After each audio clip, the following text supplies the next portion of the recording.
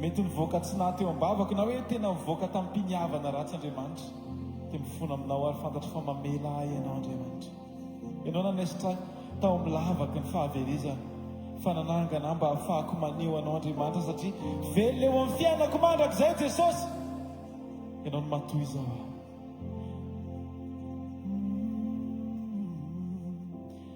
Izay mamela ny elokao rehetra, zay manasitrana ny aretinao rehetra, izay mitondra famonjena fe. Aleluia. Aleluia.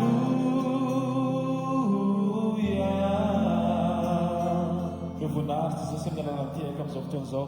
Ilay nanafaka antsika tao anatin'ny maizina. Tsy niaro ny tenany izy mba ho fanafana antsika tsirairay avy.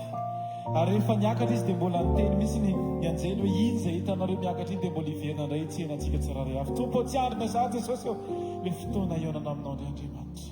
Mangetaheta mafy zay Jesosy ny eo amin'ny fanatrianao Andriamanitra. Isanandro tsy aly eo zay satria fantatray fa eo ny toeram-panitsiana sy fanamboarana tsara indrindra. Isanandro zay Jesosy dia milanao. Isan'ora zay Jesosy dia milanao. Amin'ny fotoana rehetra milanao ny fiainanay Andriamanitra. Milanao zay Jesosy satria fantatray fa tsy ny fahaiza-manaonay Andriamanitra ny hitondranay makaiza fa ny fahaizanay miankina sy miantehitra tanteraka aminao Andriamanitra miantoka amin'ny fiovanjavatra rehetra. Androany Jesosy dia mbola averinay, ataony heren'ny sofinay, ataony heren'ny tenanay renay mihitsy Andriamanitra fa milanao zahay Jesosy, milanao ny fiainanay.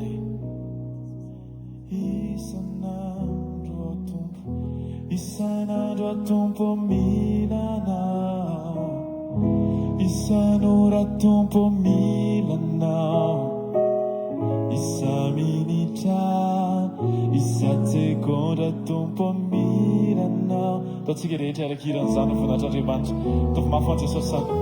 Isanandro milanao, isan'ora a Tompo milanao, isa-minitra, isa-tsekondra a Tompo milanao. Ny fony saiko ny fanahy, ny fony saiko ny fanahiko, maniry mafiana, tsisy toerana fe, tsisy toerana takaloko, ny eo anilana, ny eo akaikinao ihany, eo akaikinao ihany, no matsaray, no matsaray, itoezao, tsy alanaya. Isanandro a Tompo milanao, isanandro a Tompo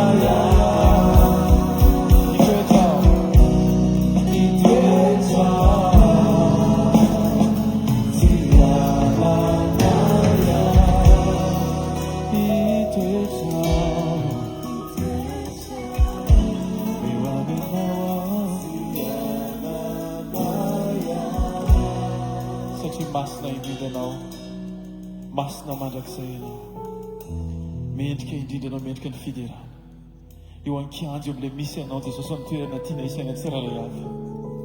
Tsy tiany Andriamanitra zany hoe mitazan-davitra anao zany Jesosy, fa le miray aminao Andriamanitra ny tanjonay amin'ny alalan'i Jesosy Kristy. Miray amin'ny teny, miray amin'ny fisainana, miray amin'ny fijery, miray amin'ny fihetretana. Tompo, aoka tsy olona araky ny nofo intsony izahay, fa ho marina aminay ilay teninao izay milaza hoe raha misy olona ao aminao Jesosy dia olom-baovao zahay rehetra. Nao vaoziny teninao, ary ianao mihitsy nefa laza efa madio raha teo ianareo noho ny amin'ny tenika. Eny Jesosy eo, ny teninao Andriamanitra no anangana anay, no ampianatra anay, no anitsy anay, ary anome anay vavaka afaka miteny hoe Alleluia. Maseniana Yana Tumbo Tistu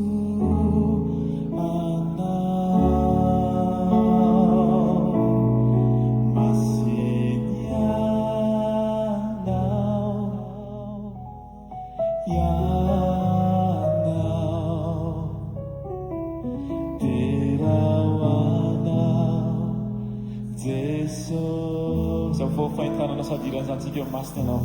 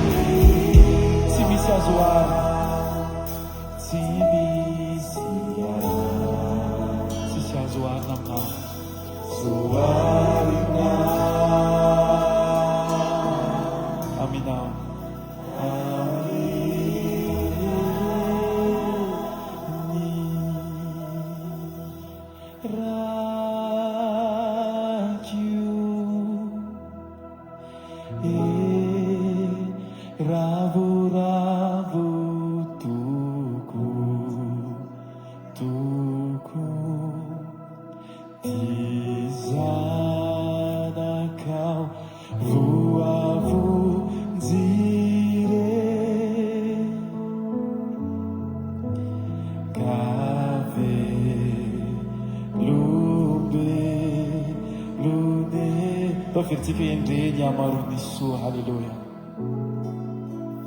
Endreny amarony soa, niso nomenao ray oaikio. Halleluja.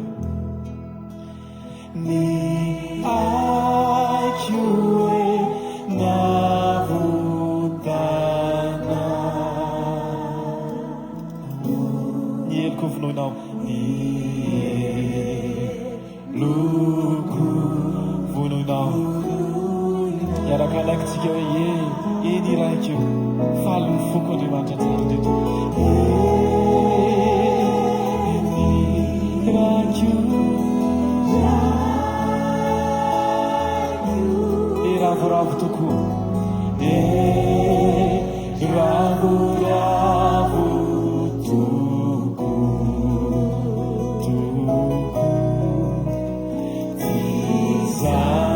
zanakao voavonjire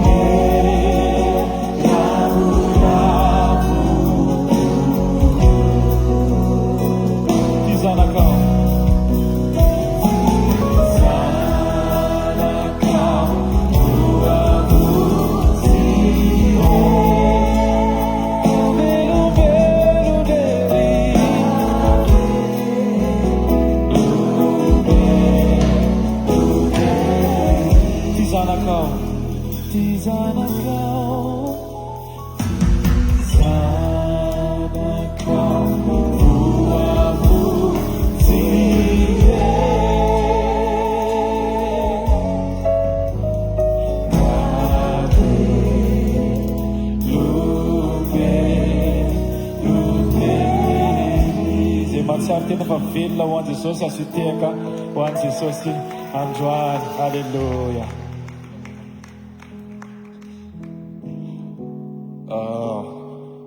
Mba hiarentsika ao anatin'ny filaminana sy ny fihedanana mandrakariva Jesosy any ahitahiry ny fihedanana ao kotsika ary manonona ny fihedanana eo amin'ny toeram-pivoriana araka ny any amin'ny Joba toko voalohany andiny fahaeninany hoe ary tamin'ny andro indray andro no niavy ireo zanak'Andriamanitra iseho teo anaty an Jehovah dia mba tonga teo kosa Satana tafary taminy fa Andriamanitra manapaka, Andriamanitra tompon'ny hery sy ny fahefana. Mila malina ihany isika amin'ny etantsika amin'ny poketra amin'ny akanjo fa misy ihany ny manana eritreritra ratsy izay mety hangalatra na amin'ny zavatra amin'ny fitaovantsika zany dia alohantsika ho malina hatrany. Manana ny fihedanana tompoko a tahin' Jesosy daholy. Alleluia. Ndaontsika no fahofantanantsika ny milanitra isotra n'Andriamanitra ny fotsika manontolo ny amin'izao andro androany zao indray nomeny tompo ty fotoana androany ty ahafahantsika mbola miombona sy miona aminy sakafo ny fonao dia tenen'Andriamanitra tetsaokanao ny foko ary ekokeo anatrianinao ny momba amiko manontolo. Fantatro fa ny zavatra rehetra mety mandalo sy miserana fianao le fiainako tsy atakaliko fa eo amiko mandrakizay. Tehirizo a mandrakariva ary hoeto eo anatrianao isan'andro satria fantatro fa ny fanatrianao ny fahavokisam-pifaliana ary eo an-tananao akavanana ny fahafinaretana mandrakizay. Aza vela isy arombaka mandrakizay atafasaraka amin'ny fanatrianao satria niriko indrindra Jesosy amin'izao fiainana mandalo zao dia ny fananako antoka ny fisianao eo amin'ny fiainako. Androany aoka ny saray avy izay tonga eto anapatsapana ny lanja ny fisianao anana ny antoka fa izay miaraka aminao dia tsy very mandrakizay. Aoka izao fotoana izao ray amin'ny anaran'i Jesosy ho ambio-piaonana hifankahitako aminao indray mitenena tompo fa mihaino ny mpanomponao amin'ny anaran'i Jesosy Kristy avy amin'ny Nazareta. Amen. Alleluia. Asity tanana mafy an'Andriamanitra dia mahaza ho toerana tompoko. Amin'izao ny faran'izao Satana dia manao izay azo ny atao mihitsy ary ny tanjony natonga anao tsy ho tafaombona na tafaray amin'Andriamanitra mandrakizay. Ny fotoana iraisanao amin'Andriamanitra mantsy ny fotoana faran'izay tsara indrindra eo amin'ny fiainana. Zany tsy miankina amin'ny hoe manana ny zavatra rehetra ianao miaraka aminy na koa mahatoky tsika fa handray zavatra avy amin'ny fahaizany manao ny zavatra rehetra fa ny fisiny eo amin'ny fiainanao dia antoka ananantsika fahatsapana ny fahafenon'ny rehetra eo amin'ny fiainantsika.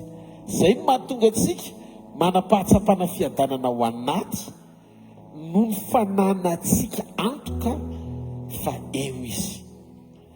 Ny rehetra ry havana momba ty fiainan'ity dia tadidio fa tsy misy akoatra ny fahatsapanao sy antoka anananao fa manana an' Jesosy ianao. Atsangano hoe ny tanan'ny olona zay manana an' Jesosy, zay manana an' Jesosy ozy izy ny ten'Andriamanitra dia manana fiainana. Andao antsika dia resaka manokana mahakasika momba ny fiakarany, ny mahasarobidy ny fiakarany, ny ascension. Amanino isika ny makalaza ny ascension, misy zavatra goavana miafina tao ambadiky ny fiakaran'i Jesosy. Raha isika ny Loka toko 4:20 manoka amin'ny 5:10 ka hatramin'ny 7:10. Ary Jesosy nitondra azy hatrany Betania dia nanandratra ny tanany ka nitsodrano azy. Ary raha mbola nitsodrano azy Jesosy dia nisaraka taminy ka nakarina ho any an-danitra. Ary izy ireo nitsaoka azy dia niverina ho any Jerosalema sady faly indrindra. Ary teo kianja ny tempolo isan'andro izy nakalaza an'Andriamanitra. Jaona toko 5:12. Jaona toko 5:12 5 ka hatramin'ny 7. Fa ankehitriny makany amin'izay naniraka ahy ary tsy misy aminareo manontany aho hoe akaiza ianao, fa satria nilazany taminareo a dia votona alahelo ny fonareo. Fa izaho milaza ny marina aminareo mahatsara anareo ny fialako. Fa raha tsy ala dia tsy ho avy aty aminareo ny mpananatra, fa raha andeha dia irahako ho aty aminareo izy. Asan'ny apôstôly toko voalohany, tonga dia vakiako misesy ny teny manomboka amin'ny 15 ka hatramin'ny 11. Ary rehefa nilazany Jesosy dia nakariny izy. Raha mbola nijery izy ireo ary nisy rahona nitondra azy ka tsy hitany maso intsony Jesosy. Ary raha mbola nandinika ny lanitra izy ireo tamin'ny nandehanan'i Jesosy, dia indreo nisy roalahy teo anilany ny akanjo fotsy, izay nanao hoe, ry lehilahy Galiliana, nahoana no mijanona eto mijery ny lanitra ianareo? Jesosy izay nampakarina niala taminareo ho any an-danitra iny, dia mbola ho avy tahaka ny nahitanareo azy niakatra ho any an-danitra. Ary izy ireo miverina tany Jerosalema rehefa avy teo amin'ny tendrombohitra atao hoe Oliva, izay akaikin'ny Jerosalema, arak'izay mety ale amin'ny sabata. Faranako amin'ny Timoty voalohany, boky ny Timoty voalohany toko 7:9-10, amin'ny anaran'i Jesosy. Ary raha manaiky mihitsy fa lehibe ny zava-miafina ny amin'ny toe-panahy araka an'Andriamanitra, dia ilaina seho teo amin'ny nofo, no amarinina tao amin'ny fanahy, hitan'ny anjely, notoriana tany amin'ny jentilisy, ninona teny amin'izao tontolo izao, nakarina tamin'ny voninahitra. Ireo teny rehetrarehetra ireo dia maneho sy manambara amintsika ny fiakaran'i Jesosy ho any an-danitra. Inona ny zava-miafina ao ambadiky ny fiakaran'i Jesosy, ary inona ny zava-dehibe tsy maintsy ny akaran'i Jesosy?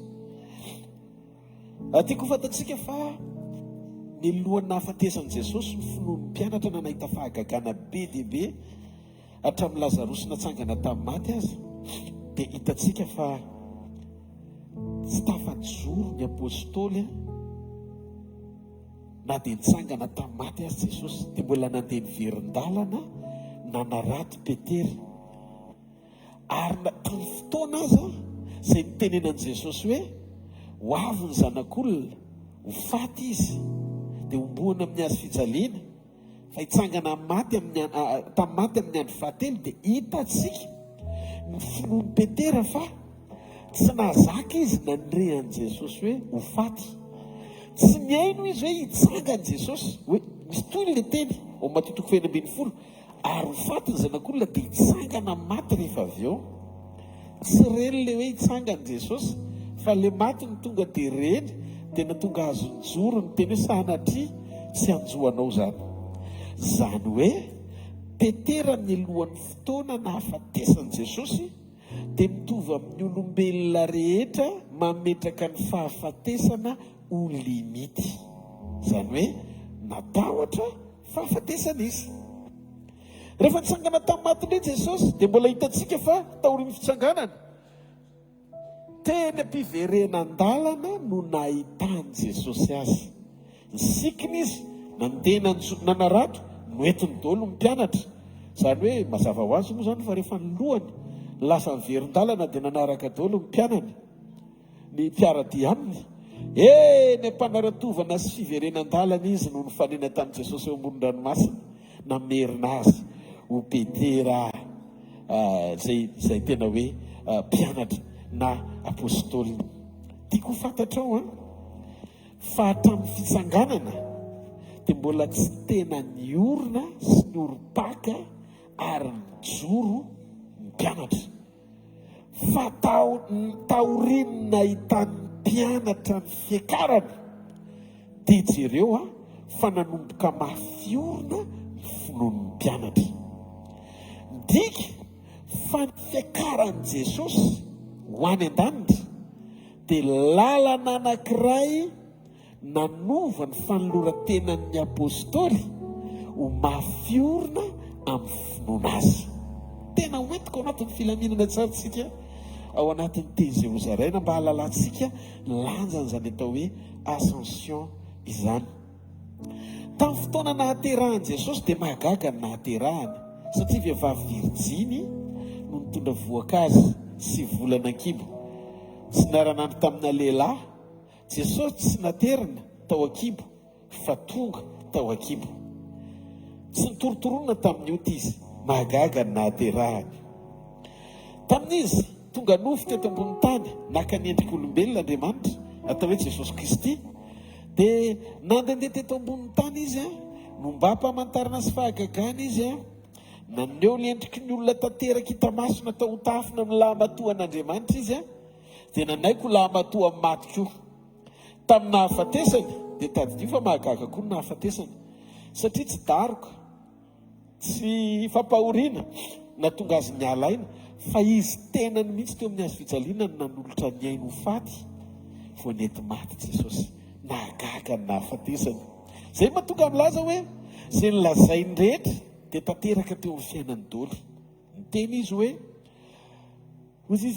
tsisy manam-pahefana amin'ny haiko fa zahay ihany manolotra azy, dia avy eo za indray no mahakasy.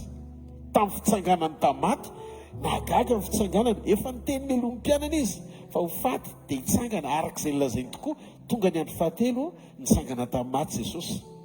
Ary taorinan'izay dia ozy izy nilaza any amin'ny Jona 9:1-7 nampionina amin'ny fon'ny mpianana izy. Aza malahelo ny fonareo minoana Andriamanitra ary minoa akoho. Ao an-tranony raiko misy fitoerana maro, raha tsy izany dia nilaza taminareo fa andeha amboatra fitoerana ho anareo, ary ho avy indray hakanareo any amiko, dia any amin'izay toerako no hitoeranareo koa. Midika fa ndratramin'ny fiakarany aza dia nilaza izy fa hiakatra andeha amboatra fitoerana ho anareo, dia tanteraka daholo zany. Taorian'ny fitsanganana izy tsy nandeha mangingina fa nampianatra ny mpianany nandritra ny 40 andro. Misy boky ny Asan'ny Apôstôly toko 1. Ary rehefa tapitra ny 40 andro dia tamin'ny 40 andro izy niakatra ho any an-danitra. Ary ny mason'ireo mpianatra rehetra nampianariny dia nahita ny fiakarany fa tsy hoe niakatra mangingina izy. Ary ny fiakarany iny nanova ny fomba fisaina sy toe-pon'ny mpianatra na tonga ny mpianatra ho matiora tampoka amin'ny vavaka. Jereo fa teo Getsemane talohan'ny nahafatesany ny mpianatra tsy mivavaka. Fa raha niteny Jesosy hoe nahoana rony tsy mba miaro-toro mivavaka miaraka amiko akory, mba tsy hahatonga anareo ho azo ny fakam-panahy. Zany natonga ny Petera mibanaka, tsisy nampianatra lesona samoray nefa nampiasa sapatra hanapaka sofina malko. Tsisy nampianatra fa tonga dia ny fiverenan-dalana dia lasa hainao atao ny zavatra rehetra any amin'ny tsisy koa rehefa tsy miambiny ianao. Fa jereo taoriny ny fiakaran'i Jesosy tamaty, fitsanganan'i Jesosy tamaty sy ny fiakarany ho any an-danitra. Jereo Petera sy ny Apôstôly fa navita ny aritra mivavaka tao amin'ny efitra ambony-drihana nandritry ny 10 andro mandrapidi ny fanamasina tamin'ny andro Pentekosta na feno ny 50 andro taoriny fitsanganany. Teny aminao fa nisy antony lehibe tamin'ny fanorenana ara-piombonana sy fitokian'ny mpianatra amam-bavaka ny fitsanganan' Jesosy Kristy Tompo tamaty, ny fiakaran'i Jesosy Kristy Tompo ho any an-danitra. Rehefa tonga teo amin'ilay toerana niakarany zareo dia nindrandra ny lanitra izy dia niakatra ny oentin'ny rahona Jesosy. Dia mba hitreretana antsika reto mahita an'izany miaraka hoe iny Jesosy niakatra ho any an-danitra no entin'ny rahona. Dia miverina ao an-tsainao daholo ny rahanao taminy sy ny teny rehetra izay nilazainy. Izany natonga ny mpianatra Jesosy tsy nisalasala mihitsy nanambara sy nampiomana ny fiangonana ho amin'ny fotoam-piverenany. Satria izay nilazainy rehetra dia tanteraka tamin'ny fotoanany avokoa. Rehefa niteny Jesosy hoe rehefa afaka finoana mitokanareo dia rehefa afaka finoana orin'ny fiakarany dia raha tsy tonga any amin'ny ray dia tsy afaka mandefa ty aminareo ny fanahy izy. Tombontsoa amin'ny fiakaran'i Jesosy faharoa dia ny fahafahan'ny mpianatra misitraka ny fanamasina, satria tsy afaka alefa aty ambonin'ny tany ny fanahy raha tsy tonga eo ankavanany ray Jesosy. Dia ozy Jesosy ny bokon'ny Jaona mialohan'ny fotoana niakarany izy dia efa nilaza zaho any amin'ny ray ozy izy ary izy andefa ny fanahy amin'ny anarako. jaona toko eny amin'ny folo izy miteny an'izany diky fa rehefa tonga tany amin'ny ray Jesosy vo afaka alefa ny fanahy masina tsy tanteraka mihitsy zany ny fananganana sy fahaterahan'ny fiangonana raha tsy niakatra tany an-danitra Jesosy ary mitoetra eo ankavanan'Andriamanitra satria tsy afaka ho tonga ao anatinao ny fanahy masina amin'ny alalany raha tsy niakatra ho any an-danitra izy. Tombontsoa faharoa ananantsika antoka vokatry ny akarany sy ny toerany eo ankavanany ray dia ny fananany fiangonana antoka mandrakandroany ny fisian'ny fanahy masina ao anatinao. Ny rôlan'io fanahy masina io voalohany indrindra dia mitahiry ianao, aleloia, manamasina anao, manambara sy maneho an'i Kristy zay tsy hitany masonao feo ankavanany ray, ataovy amen, amin'ny alalan'ny révélation sy ny fanambarany ao anatinao zay voarainy avy amin'ny Jesosy.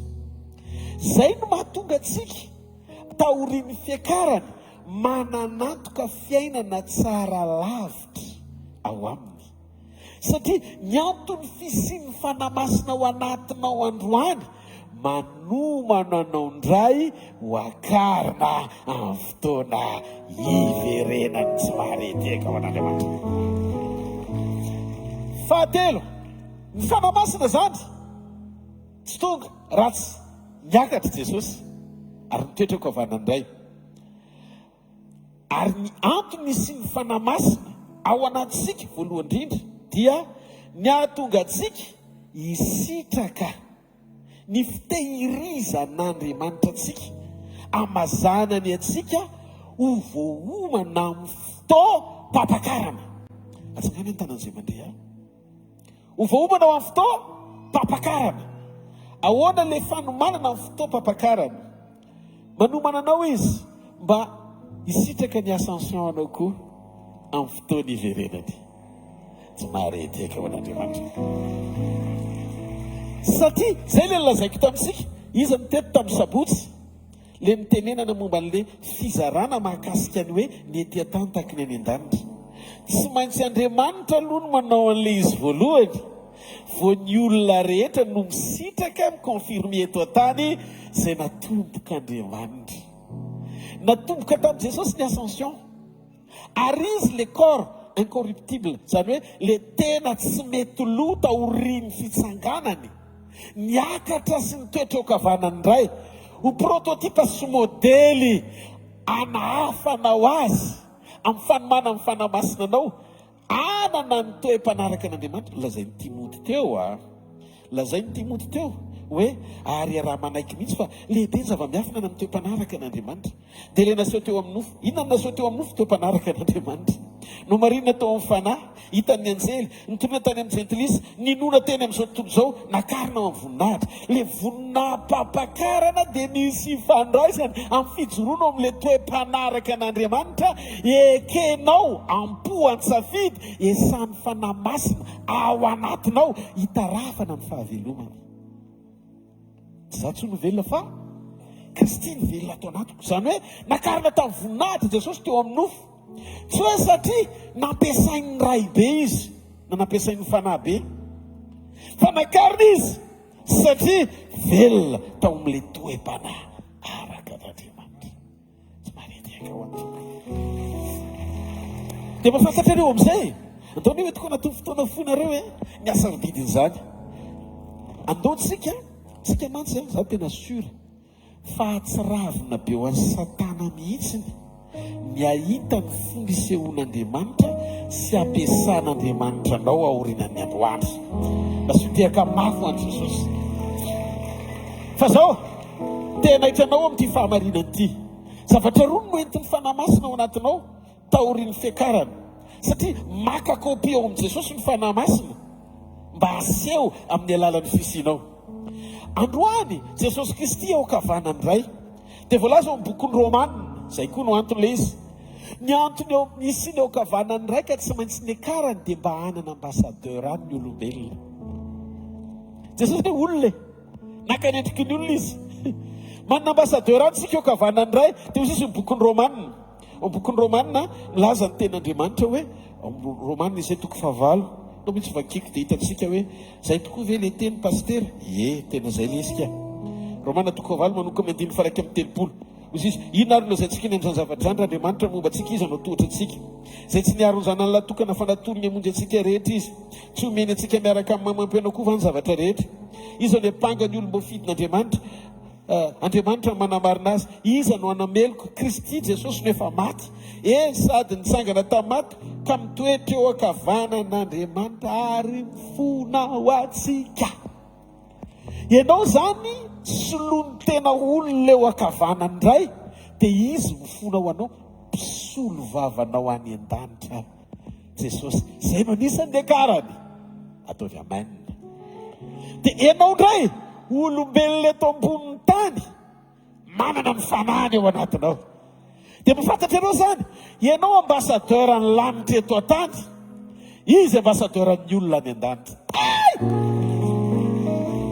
dia mifantatra eo rehefa mivavaka ianao dia mifandray ny fanany ao anatinao sy ny fisiny eo ankavanany ray sy lotenanao zay mahatonga teny tsy fantatra afaky miditra sehatra ao anaty fahafenona misolo anao fofonana tsy ahitononina mba anehoana Andriamanitra eo ankavanany ray aniony Jesosy eo ankavanany ray le tena zavatra ilainao nefa tsy vitanao na tsy hainao no miteny azy zay no mahatsara ny fahafenony fanahy ao anatin'ny olona halleloja atao hoe zanak'Andriamanitra satria miara-miasa le olona atao hoe Jesosy eo ankavanany ray sy le olona eto ambonin'ny tany manana ny fanahiny ao anatiny dia ny fiarahantsika eto ambonin'ny tany satria niakatra Jesosy dia mananantoko tsika ambassadeur misolo atsika any an-danitra androany zany tsika dia voalazan'ny apôstôly Paoly hoe niara-natsangany tamin'ny fitsanganany tamin'ny maty ianao zany ara-panahy rehefa nandrainy Jesosy dia ao amin'ny Kristy eo ankavanany ray ianao resy l'Efesianina halleloja toko faharoa ny andiny fahaenina ary niara-natsangany isika ka niara-napetrany any an-danitra ao amin'ny Kristy Jesosy tamin'ny fitsanganany Jesosy tamin'ny maty rehefa nandray an' Jesosy ianao dia tsy afaka nandray azy ianao raha tsy nitsangana izy dia tahoriny fitsanganany vo velona ny toroteny vo velona ny finoana vo velona ny fanompona satria raha tsy nitsangana Jesosy dia foana ny toroteny izy izy Paoly amin'ny Korintiana voalohany toko 2:20 ny 9:7 izay raha tsy diso dia raha foana koa ny finoana reo izy izy fa lasa velona ny finoana satria nitsangana Jesosy nandresy ny hery ny fahafatesana manomboka eo zany niteraka ny fiangonana tamin'ny fitsanganany ary ny faharetan'ny fiangonana miandry ny ascensiony ny ascension ny fiangonana ny fahatanterahany famoronana ny olona vaovao araka ny endriky Kristy révélation zany mahafantatra reo ve ny famoronana antsika anie mbola tsy vita raha tsy miveriny Jesosy hanovantsika hitafony tsy fahalovana tahaka azy dikan'izay mandrak'androany eny an-dalam-pamoronana antsika Andriamanitra zay no mahatonga n'le na ny fiangonana azy na isika azy dia sélectionnen'Andriamanitra maro ny nantsoiny fa vitsy ny fidiny no zany rehefa nantsoiny dia aza maika no irahany fa valio aloha ny antsony anantonanao azy bela sy ny pasteur Njiva mitsanganana isy vetivety avy aty amiko izy io pasteur Njiva manantona ny antso dia mahatonga ny olona anankiray antsona anantona ny mpiantso azy ataovy jo tanan'izay mandrena fa rehefa miala eto pasteur Njiva ny problème amin'ny fiangonana amin'izao ny faran'izao vo maheno hoe nantsoan'Andriamanitra dia manangana ministère international raha-pitso ny antso sy ny iraka tsy mitovy tsy maintsy antsony aloha vo irahany, satria raha tsy tonga fifidianana ny fiantsona dia tsy mahamety ny fanirahana anao zany. dia ntaona tsika miatrehitra ho an'ilay olona hoe natsoan'Andriamanitra hoe vao natsoana dia mitsony vavolombelona, natsoan'Andriamanitra ninona ianao? Natsoan'Andriamanitra ho evanjelista? Natsoan'Andriamanitra ianao ho zanany, ho sakaizany, iombona aminy. Ny valin'ny fiantsona communion aloha fa tsy iraka. Ny ministera nataon'Andriamanitra taoriny fiantsona, satria rehefa nanaiky amaly ny antso ianao ka tonga olom-boafidy dia azon'Andriamanitra antoka sy anankilana ny ministerany tsy maharety eka ao an'Andriamanitra. mazoterana paster dia ohatra hoe andao le paster ohatra zao averiko indray izy, ohatra zao le fetraka le izy ataovy ohatra zao paster Njiva miantso anao dia tsy tonga ty akory zany paster, fa tonga dia ataovany hoe le paozin'ny olona tonga dia hoe tsy mamaly, tsy maka ty akory sy averizany fa makatsy, ataovany hoe makatsy tonga dia manoatra le tanan'ny olona andeha toriteny reny. Namaly ny antsoko ve izy? Zany mahatonga motivation ny olona be dia be diso eny an-dalana eo am-panomponan'Andriamanitra. Ny antso Andriamanitra fa tsy namaly ny antso izy fa nandenanao niraka izy. Raha vo niraka no ataonao fa tsy mivalianao ny antso, mandeha eny am-panompona tsy ampy communion anao, mora vily ny devolalana ao anaty motivation diso enao. Ataontsika ijery ny asarbidin'ny ministera ao ambadiky ny fiantsoan'Andriamanitra. Raha tsy niakatra Jesosy dia tsy nisy fanompona. Zay ny point anankiray fahadimy. Raha tsy niakatra Jesosy tsisy ministera. Fa ahoana indray ary zany zavatra tenenin'ny pastora Rodolphe izany. Misy teny ao bokin'ny Efesiana toko 4 ny andininy 9 ka hatramin'ny andininy 12. Taona efa kitsika hozy izy ny ten'Andriamanitra ao, iray ny tena ary iray ny fanahy, dia toy ny antsonanareo amin'ny fanantenana iray momba ny fiantsonanareo. Iray ny tompo, iray ny finoana, iray ny batisa, ary Andriamanitra sady ray ny rehetra izay ambonin'izy rehetra sy manerana azy rehetra ary eo amin'izy rehetra, fa samy nomena fahasoavana araka ny ohatry ny fanomezan'ny Kristy avy sika rehetra. Izany lazainy hoe raha niakatra, anareo andiny favalo, jereo tsara eo amin'izay andiny favalo.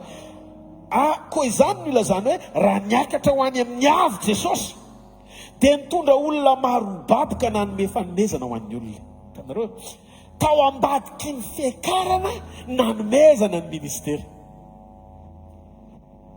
Dia ozy izy ary ny amin'ny hoe niakatra inona moa zany afa tsy nefa nidina ho any ambanin'ny tany koa.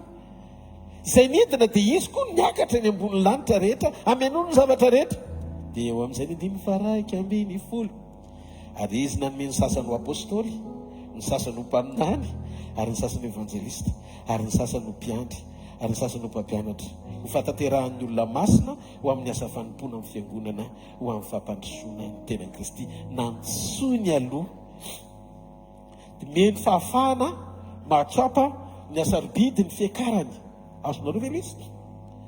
Niakatra izy, dia raha tsy niakatra izy tsy afaka nanendry izy ny anangana ny ministera. Zay mahatonga ny ministera niorina tao amin'ny ascension.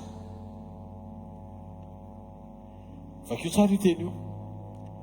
Zay vao nanendry izy ny sasany ho apôtra, ho profeta, ho docteur, ho evangelista.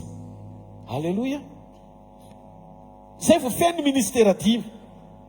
Midika fa Andriamanitra tao amin'ny fiakarana dia manomana planina ahatateraka ny fiangonana. Dia inona ny fahatateran'ny fiangonana? Fahatateran'ny fiangonana tsy aseho amin'ny asa. Tsy aseho amin'ny asa ny fahatateran'ny fiangonana, fa pirofo ny fahatateran'ny fiangonana ny asa. Tsy mitovy le izy, satria Kristy dia ahafantatra anao aloha mba ho akariny, vao mampiasa anao mba ho fantsiny ompelantanany ambabona ny hafa. Zany mahatonga tsika tsy nantsona ambady firenena amin'ny teny fa tsika nantsona ambady firenena amin'ny fijoroana.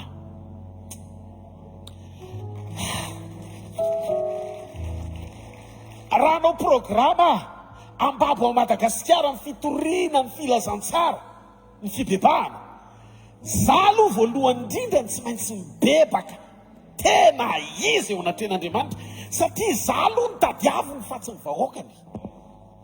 Raha ny olona izay nantsona amin'ny anarako no avy anety tena hivavaka hiala amin'ny ratsy fanaony, dia miaino azy any an-danitra amela ny elona ary asitra manontany. Ny fitoriana ny filazantsara tsy fietsiketsena ivelany fa fijoroana sy fahavononana manaiko ampiasain'Andriamanitra. Eno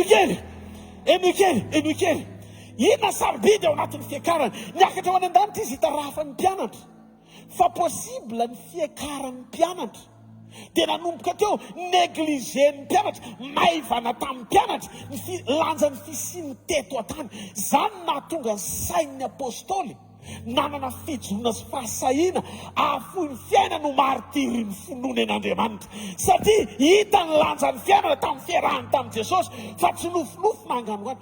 Reto ny conviction sy ny fandraisan-dahatra mahatonga olona anankiray hijoro ahafohy mba izy asy ny fiainany noho ny fahalalàn'Andriamanitra, dia misy fandraisany amin'ny fandraisan-dahatra lala ao anatiny ny amin'ny fijoroany Jesosy tamin'ny fanompoana izay napetrany ohatra ho an'ny mpianany.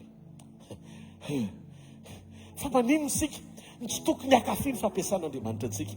Zao mantsy lazaiko, rehefa manomboka votsitra ianao ka tsy makafy intsony ny fampiasan'Andriamanitra anao, dia afaka misetrasetra Andriamanitra maneho no maha izy azy amin'ny alalan'ny fisianao, satria fantany fa tsy angalatra ny voninahiny ianao.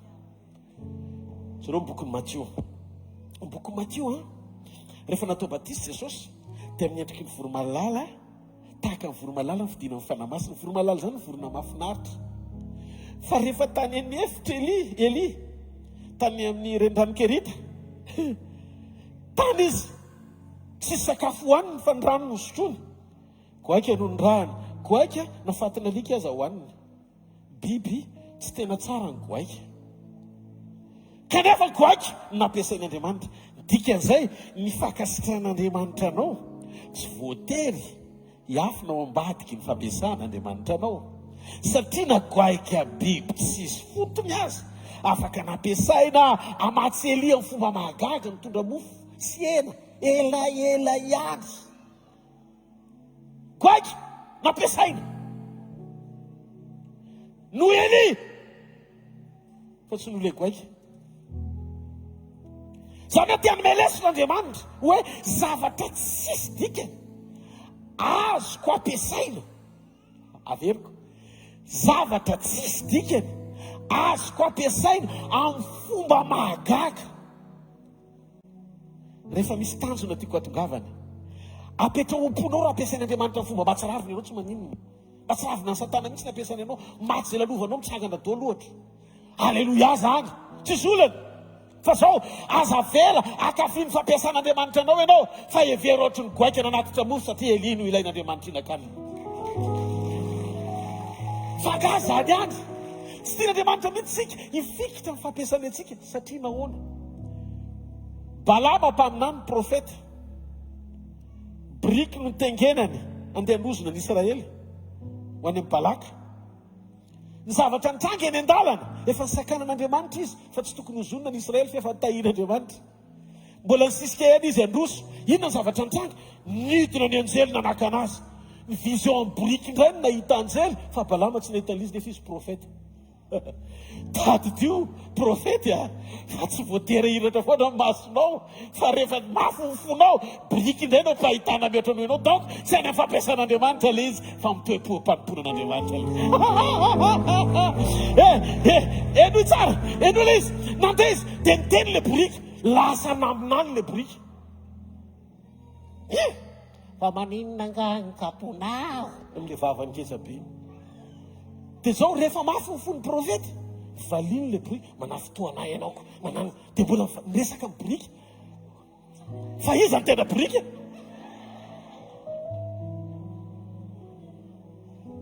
dia nandedra ilay briky rehefa avy eo zany tsy fataonao ohatran'izao mihitsy mbola ndresaka fanondroany dia mbola tsy tonga saina ihany fa mivaliana eny hoe boriky biby faran'izay atao hoe doma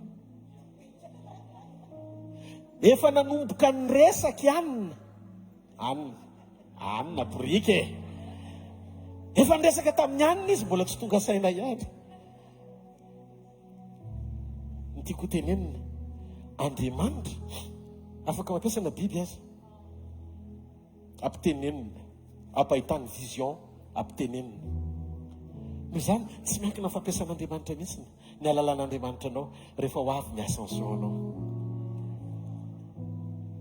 ary anankiray fahatelo ngeza lavitra tokony hatonga saina ny rehetra kany Maria ny fianonan'ny fanahy Maria tsy no Maria fa no Jesosy tao amin'ny Maria nampiasaina izy zany ny afaka no vehivavy rehetra izy no ny fifidianam-pahasoavana satria no Jesosy tao aminy fa tsy no izy fa jereo ny asan'ny apôstôly toko voalohany fa niaraka tamin'ny mpianatra izy ny fianonan'ny fanahy rehefa torony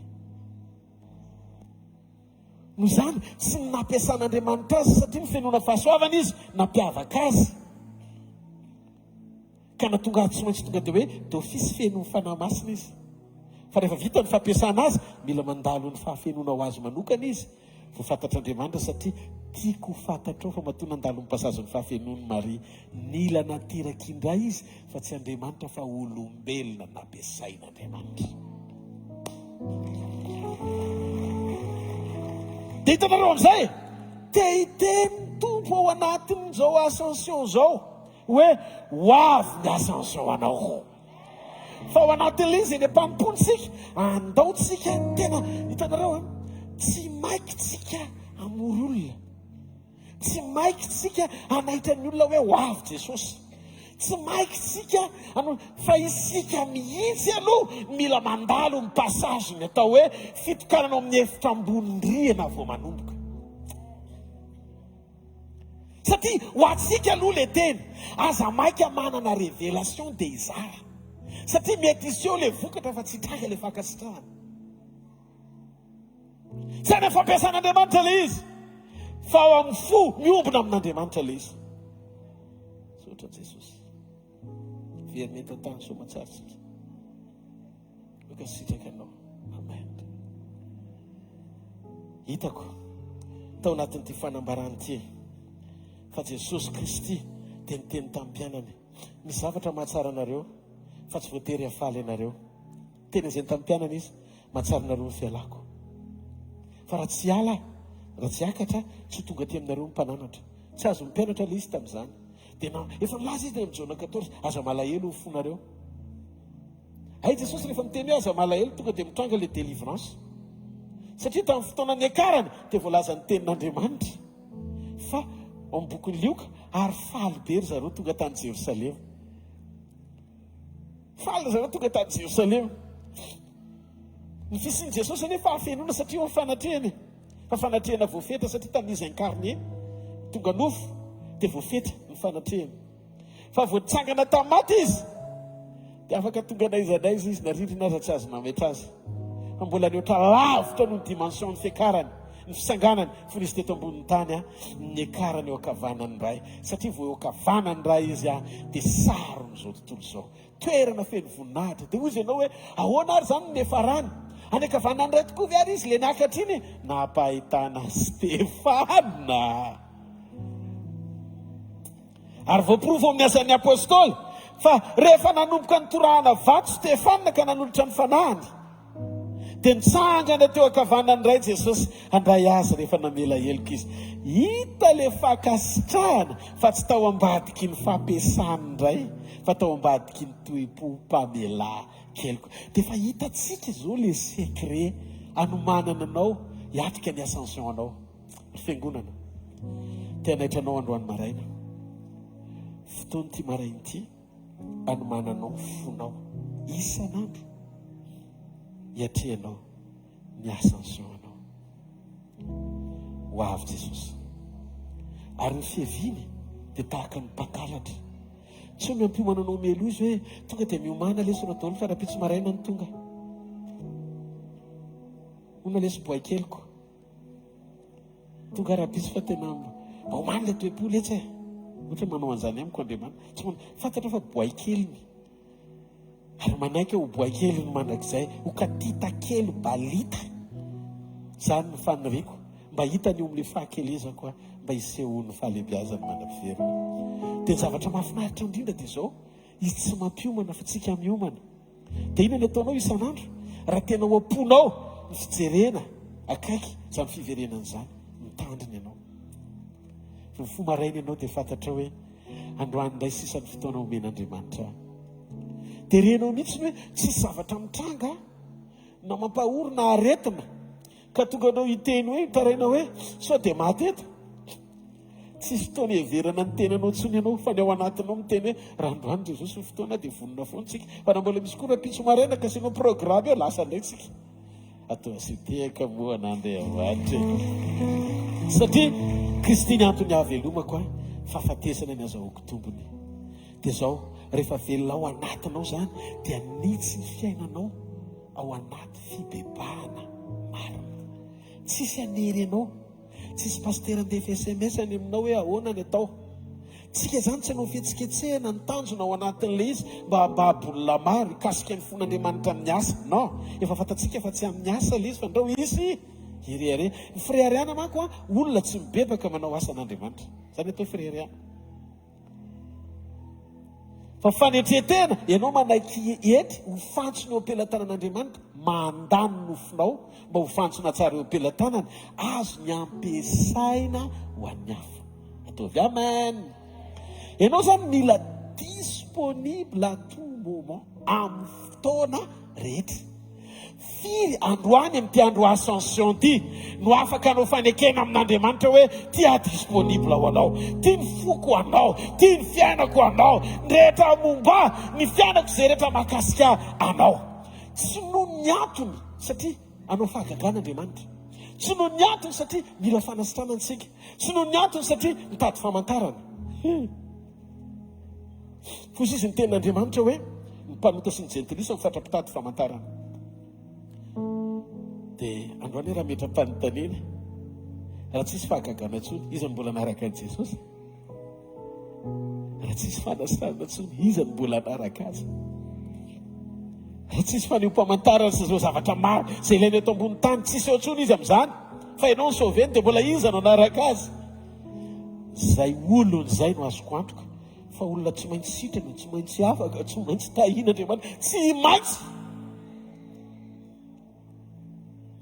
satria tsy raiketany fonao le izy ane tsy fahavalonao miatany izy tsy fahavalonao anambe izy tsy fahavalony fiadananao fa fahavalony fireketam-ponao izy amin'izay zavatra rehetra ilainao ndao zay sakana tsy fakahitanao amin'ny fiangonana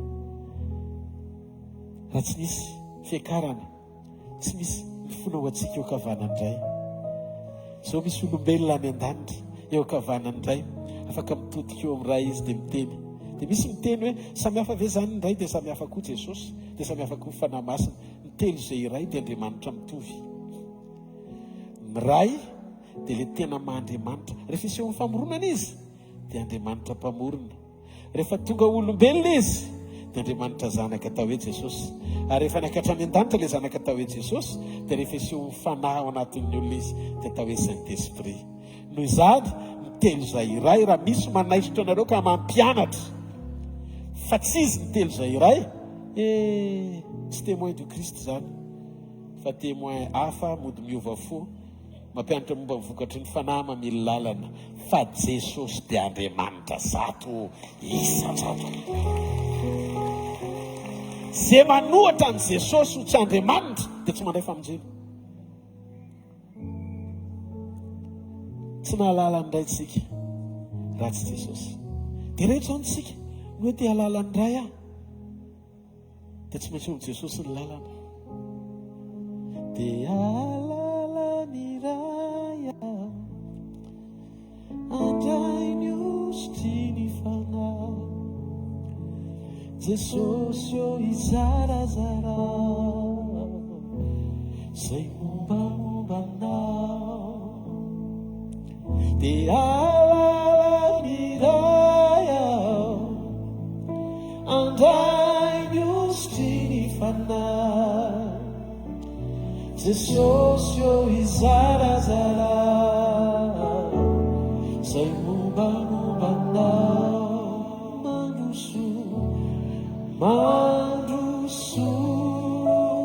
Jesosy eo tonga soa ianao hoe fa manerana ny fanatrehanao maniry ny fo te hitoeranao kasy hoao Jesosy eo fa manantena hoe fafaranisa ilaiko sy tiako deo arilana Jesosy ho tena amin'ny fonay misorana ianao misaotrany amin'ny teninao androany mazava aminay ny Ascension say Jesosy tena tehirizo amin'ny Ascension anay misy toy zay avy eo fanatrehanao mahery be fa rehefa miatrika tafiotra ohatry ny teado any tenanay zany any fatra mifampikina tsy tafatoetra nefa anisan'ny zavatra hitarafanao ny fampakarana ny fisin'ny finoanao anatinay raha ho avy ny zanak'olona mo ahita finoana ao anatin'ny mariva izy anisan'ny zavatra hitarafanao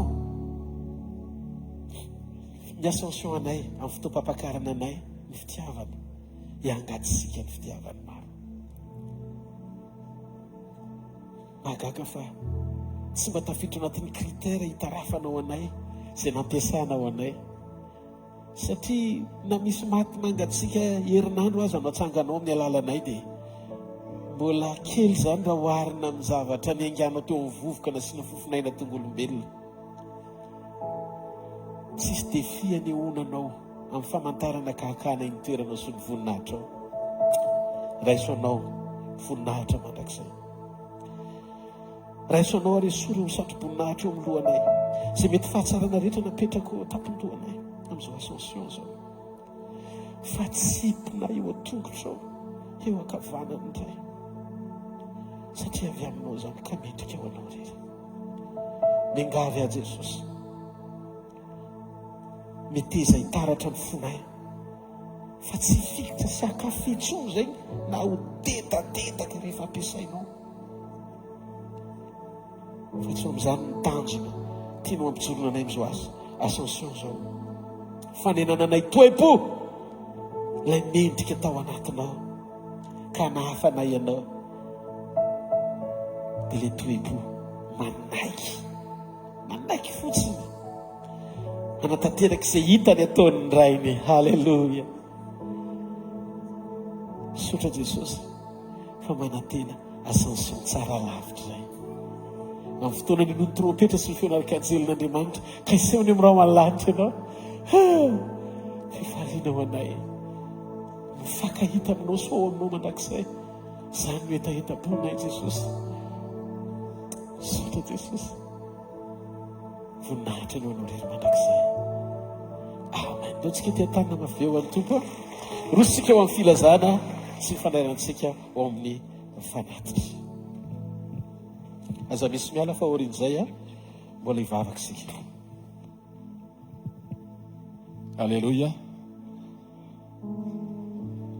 hiakatritsika zany alleluia efa nampimanina ianao dia mino fa afaka ny hiakatritsika amen natanteraka fanatitsika ny izay ao am-ponao dia ataovy ampitiavana fa hitan'Andriamanitra zany fotoanantsika rehefa aveo raha liva moa zany amin'ny roa sasany tena manomboka fa fotoanan'ny tanora ioniny filaza azy andian'ny faharoa dia hiaraka eto ilaitsika tsakany ny tanan'izay tanora za manangana eo fa tonga ataoko hoe raha neny be raha zokony be fa tanora daholo tsika alleluia dia raha riva ny fotoanantsika eto mahafinaritra be efa teo tamin'ny andiany voalohany tamin'ny heritaona sa ovidy izy iny fa tena nahafinaritra be.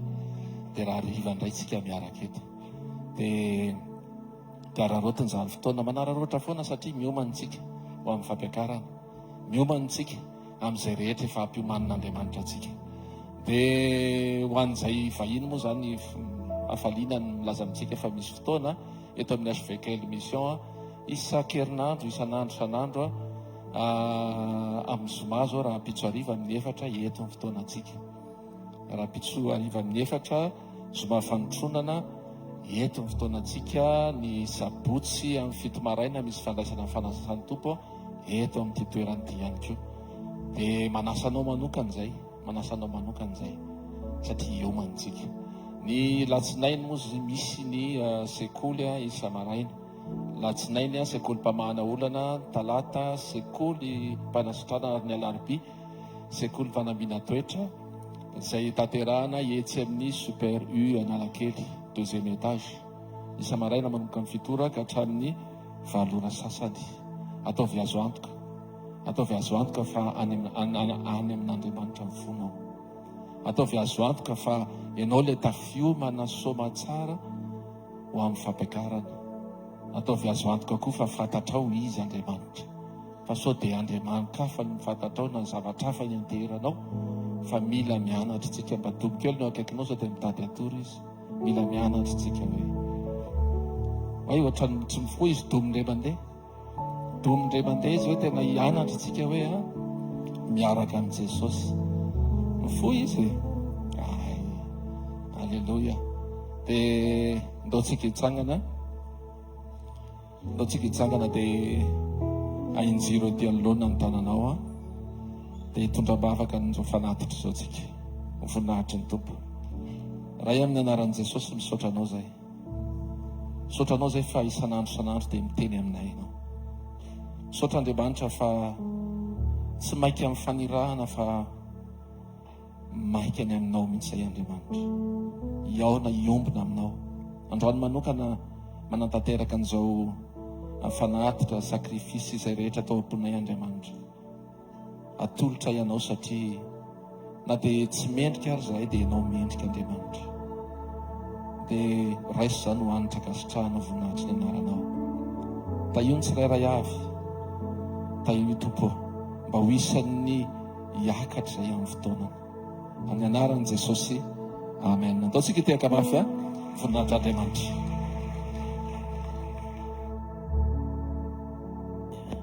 Alleluia. Ndao fofainy amin'ny lanitra ny tanao dia saotran'i Jesosy tsika ny amin'ny fotoanandroany. Maminay loatra Jesosy ny fanambaranao mahakasika ny ascension androany. Manera sy mampiorina anay mandrakariva mba anaiky eo ambany fitarianao, anaiky eo ambany fitondranao, anaiky eo ambany fitantananao, anaiky eo ambany fifehezany herinao sy ny fahatsaranao.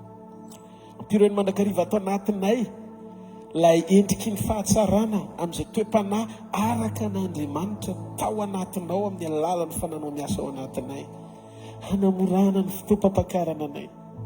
Saotra ny amin'ny fanomezana ny ministera fa iza moa izay mba nekenao Andriamanitra ho mpiara-miasa aminao, nametranao fahatokina, mampianarana isan'andro ao anatin'izao ascension zao, anefa ny fanomponay mpanetretena ayan'ny voninahitra anao, tsy aka na andrimbona na kely azy.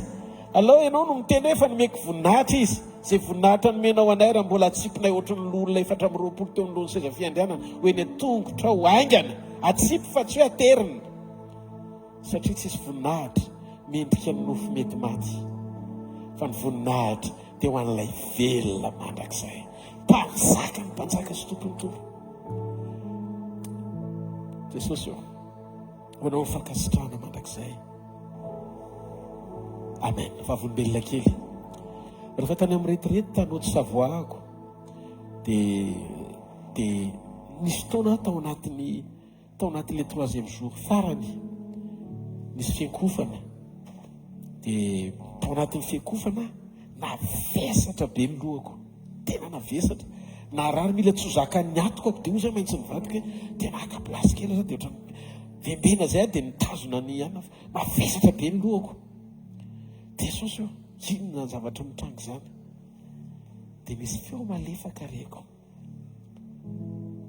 esory eo amin'ny lohanao fa koronina io dia tsy mpahazo ho atongotro dia nandohalika dia niraisiko ohatr' izao tena ohatran'ny misy zavatra voaray ny tanako natsipiko teo tongony dia niraisiko indray rehefa aveo dia nisy natsipiko teo tongony dia fanotelina natsipiko teo tongony tonga dia maivana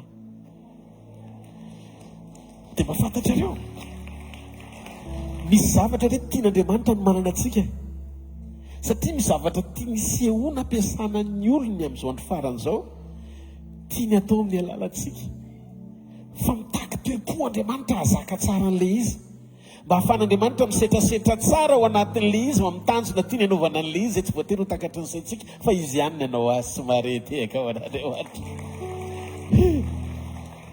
rehefa ianao no afaka tena votsitra tsara reny le toepo maka fifampiasan'Andriamanitra reny aloha atoato esory mihitsy azaka fizina mihitsy satria tsy hainao mihitsy koa ny izy mifanany amen misy zavatra tsy vitanao fa mifanamasina manao azy dia raha tena mifanamasina dia tokony ho zaka ny fanetretena miasa ao anaty zay hoe mahatsara mivokatry ny fanahy mialohan'ny fotoana ampiasan'Andriamanitra ny balizy ny fampiasan'Andriamanitra dia ny fireta le vokatry ny fanahy atao hoe fanetretena miasa ao anatinao mahita olona amin'izao fotoana izao Andriamanitra rain' Jesosy Kristy hiasa mahery eo amin'ny fiainanao ary azoko antoka fa isan'ny olona tena makaiky ny fony sy fampiasainy tokoa ianao satria efa trapanao zay le sekrena zava-miafina ahafaly ny fon'Andriamanitra ahavonina zany ascension zay hitondranao any an-danitra zany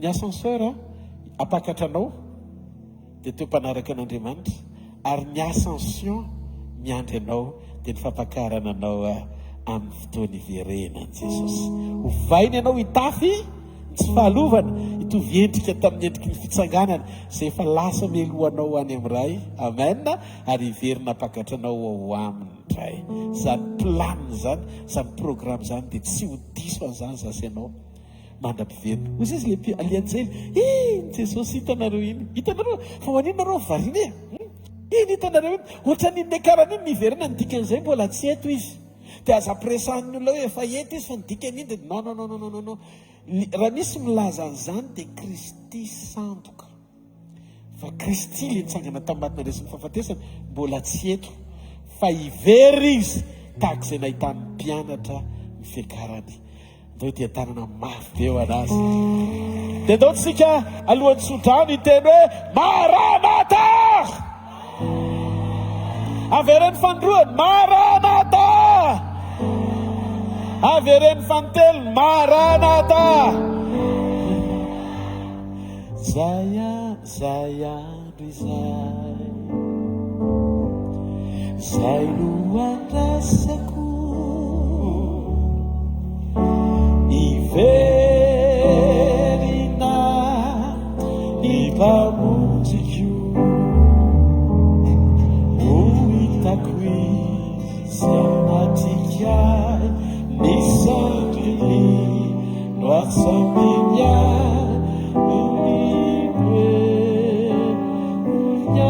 zay toeranya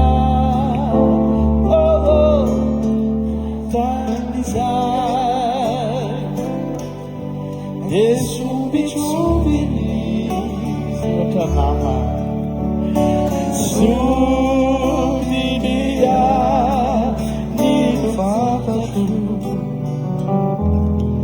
amin'izay mamparana ny zava-miafiny fanay monena eo ahirana ny fanatenave solenolay Jesosy nikibe tsy avitaka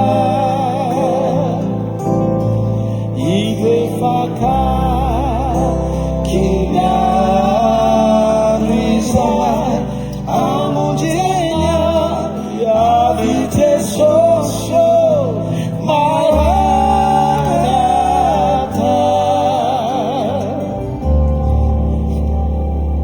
Halleluja. Afofany amin'ny lanitra ny tanao dia tenen'Andriamanitra. Mangetahitanao ny fiainako, mangetahitanao ny foko, mangetahitanao ny momba rehetra. Ianao ny riko, ianao ny laiko. Aza manaitra ny fanatrehanao zany fa oka ny fanatrehanao eo amiko mandrakariva, ary za koa tsy aisitra ny fanatrehanao fa eo amin'ny fanatrehanao isan'andro. Ny laiko Jesosy tsy fahagagana, ny laiko tsy fanasitranana, ny laiko tsy famantarana. Ianao ny laiko. Rehefa eo amin'ny fiainako ianao, fiain'ny rehetra momba Jesosy koa, ary fantatro fiainao efa nilaza momba mandrakariva mbara-pahatonga ny fahataperany zao tontolo zao. Mampianarana hifikitra aminao isan'andro, anakaiky anao isan'andro, ahitako anao isan'andro. Amin'izay fotoan'izay ho fiainako ny fahasalamana avy aminao, ho fiainako ny fiadanana avy aminao, ho fiainako ny fitsarana avy aminao, ary ho fiainako sy ho fanantenako mandrakizay ianao. Tsy zavatra mifanohitra amin'ny eritreretin'ny saiko ampiemitra, satria azoko antoko fa ianao no antom-pisiko ary ilay fiainana vaovao iorenako. Tsy atahotra fa mitananao ny fiainako. Halleluja. Sotra Jesosy ny amin'ny hery sy ny fampaherezana androany maraina, ary ny amin'ny kasom-panasitranana sy ny fanafana izay ataonao, satria eo amin'ny fanatrehanao, satria ianao sy ny asanao tsy azo sarahana. Atao izay tianao atao. Fantatro itony fanasitrana ny marary indray ianao, anaisitra ny aretina sy ny rofo rehetra, anafaka ny olana amin'ny tambesatra rehetra, satria matombo leto an-tany olona dia ianao misy ny adiny mba ananany fahatsapam-pandresena ao anatin'izay sakana rehetra lalovany, sy ny fiadanana sy fitsarana avy aminao ho tafatoetra, satria tanteraka koa ny fifaliana. Ianao ilay Andriamanitra marina sady tsara, mpanatanteraka sy mpanefa ny zavatra rehetra, marina sady feno voninahitra, Jesosy mpanjaka ny mpanjaka sy tompony tompo. Mendrika ianao ny fiderana sy ny fisaoana ary ny fiakofana mandrakizay, amin'ny anaran-dray sy ny zanaka ary ny fanahy masina. Amen. Hitanareo ny Jehovah ka hiaro anareo, ampamirapirana ny tavany aminareo ny Jehovah ka midra fo aminareo, nananatra ny tavany aminareo ny Jehovah ka aminareo fiadanana, amin'ny anaran-dray sy ny zanaka ary ny fanahy masina. Amen. Tsikitsikinao akaikinao, fahasoavan'Andriamanitra mato izao anao dia fahasoavan'Andriamanitra mato izao Amen. Enoia teneniny jeune izay fantatrareo rehetra raha ariva, fa teno fotoana spesial raha ariva. Misy zavatra ataon'ny tompo spesial ho an'ny jeune eto, anairana anao tena hoe jeune tena top miaraka amin'ny Jesosy. Sady firan'ondra sy lahatra hoe tena jeune tena ao amin'ny Jesosy tsara, ary vonany anaraka amin'ny Jesosy, anaraka ny sitrapony tsara. Raha ianao izay olo izay dia mitiava mafy feo an'Andriamanitra. Halleluja. Aza dino fotoana antsika mifiry moa ilay izy amfiry dia teneny dolary ny namana rehetra dia fa SMS misy fotoana mahafinaritra kely izay hoe raha rivotra kely moa fa be. Amen. Hitahin'Andriamanitra antsika indray dia samiaro hitahin'Andriamanitra raha rivo indray fotoana antsika. Veloma tompoko. Darivo.